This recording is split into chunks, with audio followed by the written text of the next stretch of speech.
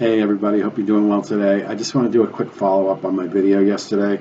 Um, After doing some more investigation into Voice of the Martyrs, I can't support them and I have to take that video down where I talked about the prayer calendar that they had given me and the different countries for each day, and it's really kind of cool.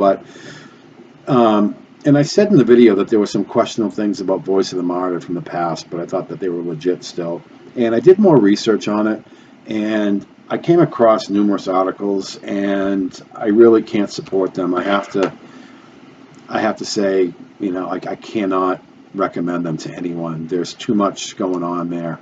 Um, but Voice of the Martyrs basically started in around 1967 when Richard Wurmbrand was ransomed out of communist Romania into the United States. He was being tortured there. He was in prison for 14 years for sharing his faith. He was a Romanian Jew and a Christian pastor, an amazing man.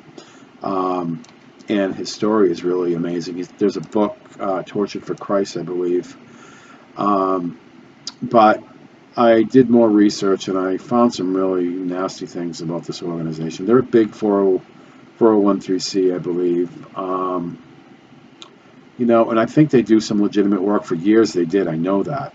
But sometime after 2000, I think, right around there, they used to have a very, humble building, like a $90,000 building in Bartlesville, Oklahoma.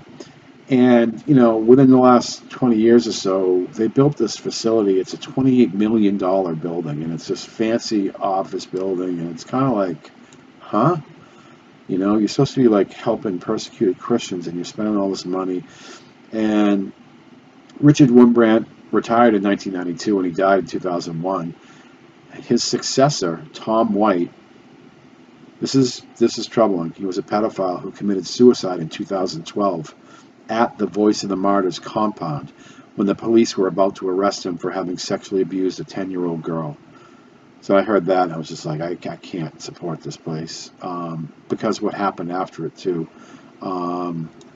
And so in this article it says, since pedophiles rarely abuse one child, Michael Wurmbrand, Richard's son, and Sabine Wurmbrand's son, who had been serving Voice of the Martyrs from California, called for an independent investigation to assure that Tom White hadn't abused any other children during his frequent trips to Voice of the Martyrs, including orphanages. And this guy was paid over like $140,000 a year salary, with travel expenses and all this stuff. In response, Voice of the Martyrs fired Michael Wurmbrand, now in his 70s, who had co-founded Voice of the Martyrs with his parents. And they offered him money to keep quiet. Michael Wurmbrand rejected the money, instead published an open letter that repeats his call for an independent investigation and asks donors to stop supporting Voice of the Martyrs. And I did read his letter, and it's pretty gut-wrenching. So I cannot support Voice of the Martyrs. And maybe they've cleaned up, but I'm not taking any chances. So a lot of these 401(c)s, they pay their acting directors or CEOs lots of money, and I don't think it's right. I just have a bad feeling. So anyway, I'm going to take down that video I did yesterday. Hopefully, guys, you got something from the health things I shared and stuff like that.